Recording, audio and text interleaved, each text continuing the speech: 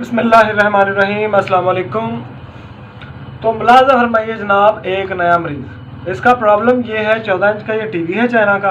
इसका प्रॉब्लम ये है कि इसकी स्क्रीन एक जगह पे टिक नहीं रही, रुक नहीं रही, up down up down up down up down कर रही है। तो देखते हैं कि इसे क्या जनाब। टीवी हमने ओपन कर लिया है, तो अभी सबसे पहले हम इसके बेसिक वोल्टेज चेक करते हैं, क्योंकि समटाइम्स बेसिक वोल्टेज में से कोई वोल्टेज ड्रॉप हो रहे हो तो उस सूरत में भी ये प्रॉब्लम हो जाती है। तो सबसे पहले हम इसके 110 वोल्टेज चेक करते हैं, जो कि फ्लाई बैक की जानब जाते हैं। तो फ्लाई बैक वाले 110 पूरे हैं। उसके बाद 25 वोल्ट चेक करते हैं, जो कि वर्टिकल की जानब जाते हैं। हमारे 25 वोल्टेज भी ठीक हैं। उसके बाद जनाब 12 वोल्ट चेक करते हैं, यहाँ रेक्टिफायर के, जो कि आईसी वगैरह के लिए होते हैं। तो यहाँ पे 12 वोल्ट भी ठीक हैं।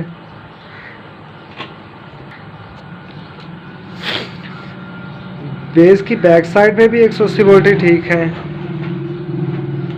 ये आप देख सकते हैं, बेस की बैक साइड पे 180 वोल्टेज भी ठीक आ रहे हैं। तो मज़ीद अब इसके चैनल के भी वोल्टेज चेक कर लेते हैं, और यहाँ कलर्स वाले 9 वोल्ट भी चेक कर लेते हैं। तो ये आप देखें, चैनल पे भी वोल्टेज ठीक है। और आगे ये 9 वोल्ट भी चेक कर लेते हैं। ये 9 वोल्ट भी यहाँ पे ठीक आ रहे हैं। मतलब सारे बेसिक वोल्टेज इसके ठीक हैं, 180 भी ठीक हैं, हीटर वाले भी ठीक हैं, सभी वोल्टेज ठीक हैं। उसके बावजूद स्क्रीन जो है वो एक जगह पे नहीं टिक रही। तो अभी देखते हैं कि आखिर प्रॉब्लम क्या है। जहाँ तक मेरा ख्याल है कि अब इसका प्रॉब्लम आता है फ्लाई बैक में, क्योंकि फ्लाई बैक में एक अजीब सी आवाज़ आ रही है। तो मे भी हो सकता है इस वजह से भी ये प्रॉब्लम हो सकती है।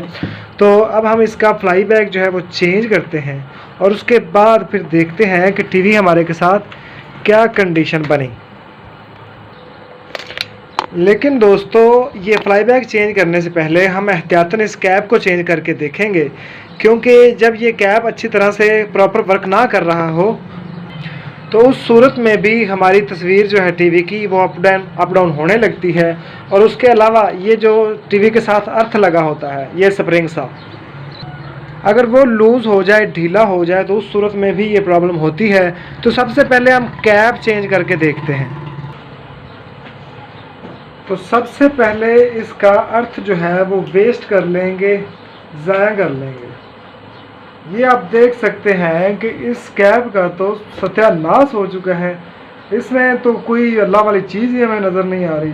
तो 100% आई होप कि इसको चेंज करने से हमारा प्रॉब्लम जो है वो सॉल्व हो जाएगा। तो ये देखें, आयरन बन चुका है, ये हवा बन चुकी है, सारा गल चुका है, सड़ चुका है। तो ये आप देख भी सकते हैं, ये देख सकते हैं, इसमें एक पतरी होती है, वो तो हमें नज़र ही नहीं आ रही। तो अभी इसको चेंज करते हैं और उसके बाद इसे ऑन करके देखते हैं। ये आप करीब से भी देख सकते हैं, बिल्कुल जंग की वजह से डेड हो चुका है। तो चेंज करना होगा इसे।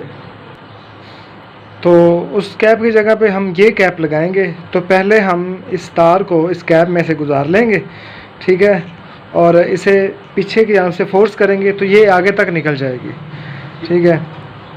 उसके बाद इसे यहाँ से थोड़ी सी क्लीन करके इसके साथ शोल्डिंग कर देंगे, और फिर ऊपर से कैप चढ़ा देंगे। ये कैप भी लग गई, इसमें पतरी भी लग गई, और इसे हम स्क्रीन पे लगाते हैं। तो ये जनाब स्क्रीन पे भी लग गई।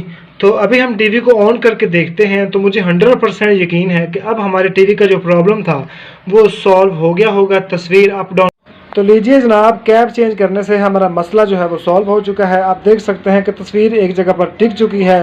तो ये सिंपल सा इसका तरीकाकार था इसको रिपेयर करने का। अगर कैप चेंज करने से इसका प्रॉब्लम सॉल्व ना होता तो फिर हम इसका ये अर्थ चेक करते। ये वाला जो स्प्रिंग भी जिसके साथ लगा हुआ है, ये यहाँ पे लगा हुआ है, ठीक है, ये लूज़ हो जाए तो भी ये प्रॉब्लम होती है। उसके बाद हम फ्लाई बैक की जानब जाते, लेकिन हमारा प्रॉब्लम यही सॉल्व हो चुका है। सो आई होप यू अंडरस्टैंड। बहुत शुक्रिया।